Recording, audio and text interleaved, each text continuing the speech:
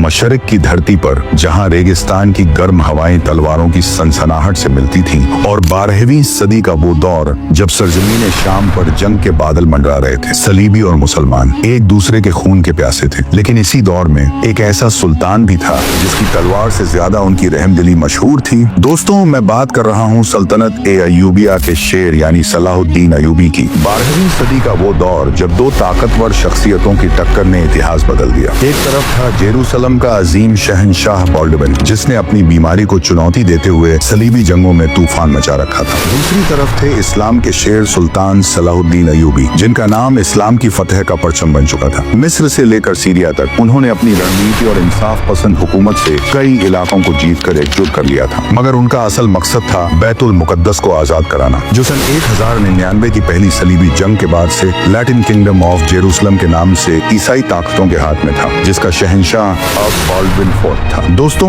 अगर आप बॉल्डविन के बारे में ज्यादा नहीं जानते, मैं आपको बता दूं, जेरूसलम के शाही महल में सन 1161 में पैदा हुए बॉल्डविन शहजादी मेलिसेंट के छोटे बेटे और बादशाह बॉल्डविन के भाई थे। बचपन में एक खेल के दौरान उनके दाहिने बाजू पर चोट लगी, मगर वो नन्हा शहजादा दर्द से बेखबर रहा। उनके उस्ताद विलियम ऑफ टायर ने इस अजीब बात को देखकर शक किया कि शायद यह जजाम का निशान हो, एक ऐसी बीमारी जो शरीर को धीरे धीरे खा जाती थी। और ऐसा ही हुआ। धीरे धीरे वो बीमारी शहंशाह बॉल्डविन को खाने लगी। इसीलिए वो चांदी का मास्क पहनता था, क्योंकि उसका चेहरा दिन ब दिन भयानक होता जा रहा था। सन 1174 में जब उनके बाप की अचानक मौत हुई तो 13 साल के बॉल्डविन को जेरूसलम का ताज पहनना पड़ा। इतनी कम उम्र में एक बड़ी सल्तनत को संभालना आसान न था। उनकी खूबसूरत और होशियार बहन सिबिला उनकी सबसे बड़ी सहारा थी। बॉल्डविन ने सिबिला की शादी एक मशहूर नाइटगे ऑफ लुजिनियान से कराई ताकि सल्तनत को मजबूती मिले। मगर सन 1179 में लेबनान के पास एक जंग बैटल ऑफ मर्ज अयूब में शहंशाह बॉल्डविन को सुल्तान सलाहुद्दीन अयूबी के हाथों एक बड़ी हार का सामना करना पड़ा, और बॉल्डविन की बढ़ती बीमारी ने अब तक पूरी तरह बॉल्डविन को जकड़ लिया था। वो चल नहीं सकते थे और सिपाहियों के सहारे घोड़े पर बैठते थे। सन 1183 में जब सलाहुद्दीन ने जेरूसलम की ओर कूच किया तो बॉल्डविन बिस्तर पर पहुंच चुका था। उन्होंने अपने बहनोई गे को सेना की कमान सौंपी और अपनी बहन सिबिला के बेटे 5 साल के बॉल्डविन फिफ्थ को वारिस बनाया। और फिर 16 मार्च सन 1185 को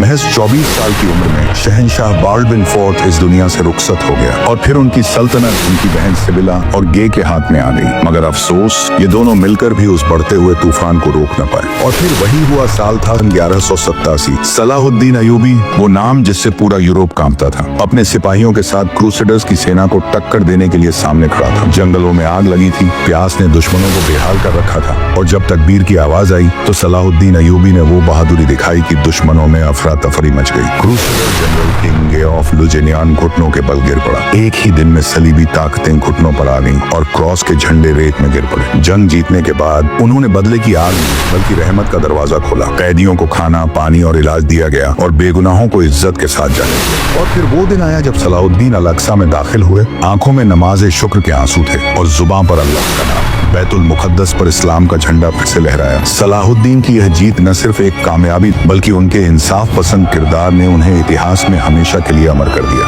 और इस तरह बैतुल मुकद्दस मुसलमानों के नाम हो गया। कहते हैं बॉल्डविन को ईसाई इतिहास में एक बहादुर और अटल शासक के तौर पर याद किया जाता है, जबकि मुस्लिम इतिहास में वो एक जालिम सलीबी के रूप में जाने जाते हैं, जिसने हज के काफिलों और मुस्लिम बस्तियों को निशाना बनाया।